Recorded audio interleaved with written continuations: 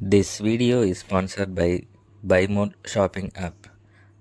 Hi hello friends, நம்ம இந்த வீடியோவில் என்ன பார்க்க போகிறோன்னா பொங்கலை பற்றி தான் பார்க்க போகிறோம். வாங்க பார்க்கலாம். தமிழர்களின் திருநாள் கொண்டாட்டமாக பொங்கல் பண்டிகை உள்ளது. விவசாயம், இயற்கை, உழவர்கள், மாடுகள், உறவினர்கள் என தமிழர்கள் கலாச்சாரத்தை பிரதிபலிக்கும் முக்கிய பண்டிகை பொங்கல் பண்டிகையாகும். ஜனவரி மாதம் மொத்தம் 4 நாட்கள் பொங்கல் தினங்கள் கொண்டாடப்படுகிறது. ஒவ்வொரு நாளும் ஒரு சிறப்பு பெற்ற நாளாகும். இந்நிலையில் தமிழர்களின் மரபு மற்றும் கலாச்சாரத்தை எடுத்துரைக்கும் வகையிலும் இயற்கை போற்றி கொண்டாடும் பண்டிகை பொங்கல் பண்டிகை ஆகும். முதல் நாள் போகி பண்டிகை. பழையன கழிதலும் புதியன புகுதலும் என்ற வார்த்தைக்கு ஏற்ப நம்மை சுற்றி இருக்கின்ற பழைய வெறுப்பான காரியங்களை விட்டுவிட்டு புதிய நன்மையான விஷயங்களை வாழ்வில் எடுத்துக்கொண்டு புதிய ஆண்டை தொடங்குவதற்காக போகி பண்டிகை அனுசரிக்கப்படுகிறது. வழக்கமாக போகி அன்று விடியற்காலையில் நம் வீட்டில் இருக்கும் பழைய பொருட்கள், துணிகள் ஆகியவற்றை மேலமடித்து தீயில் கொளுத்தி புதிய ஆண்டை வரவேற்று கொண்டாடுவர்.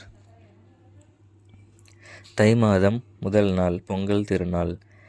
இதனை தமிழ் புத்தாண்டு என்றும் அழைப்பர்.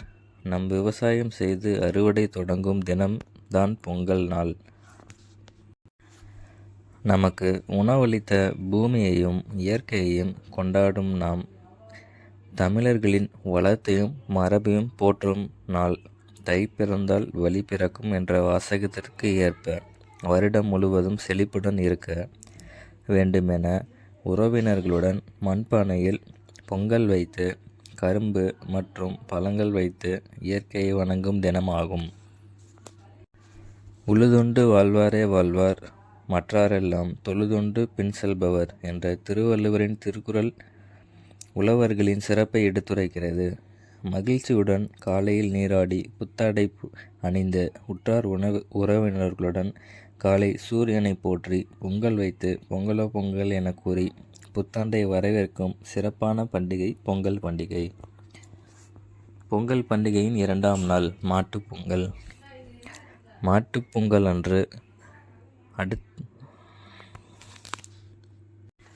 விவசாயத்திற்கு மிக முக்கிய பங்கு ஆற்றிய மாடுகளை சீராட்டி வணங்கும் நாள் இது. மாடுகளை குளிப்பாட்டி கொம்புகளில் வண்ணம் பூசி கலர் பொடி பூசி பொங்கல் வைத்து கொண்டாடுபவர்கள். இந்த தினத்தின் முக்கிய சிறப்பு தமிழர்களின் வீரத்தை போற்றும் வகையில் ஜல்லிக்கட்டு போட்டிகள் ஆங்காங்கே நடத்தப்படும். தமிழர்களின் வீர விளையாட்டான ஜல்லிக்கட்டு உலக அளவில் மரபை உணர்த்தும் போட்டிகளில் ஒன்றாக உள்ளது. அடுத்தது காணும் பொங்கல். நல்லாரை காண்பதும் நன்று என்ற பொன்மொழிக்கேற்ப நம் வாழ்வின் முக்கிய பங்காக இருக்கும் உற்றார் உறவினர்களின் சந்தித்து மகிழ்ச்சியுடன் புத்தாண்டு வரவேற்பு சிறப்புடன் கொண்டாடும் தினமாகும். இந்த நாள் உழவர் திருநாள் என்று அழைக்கப்படுகிறது. காணும் பொங்கல் தினத்தில் உறவினர்களுடன் ஊர் சுற்றி பார்க்கும் வழக்கம் இருந்து வருகிறது. இயற்கையை கொண்டாடும் தமிழர்கள் மற்ற பண்டிகை காட்டிலும் பொங்கல் பண்டிகை மிகவும் சிறப்பாக கொண்டாடப்படுவது முதன்மையான காரணம்.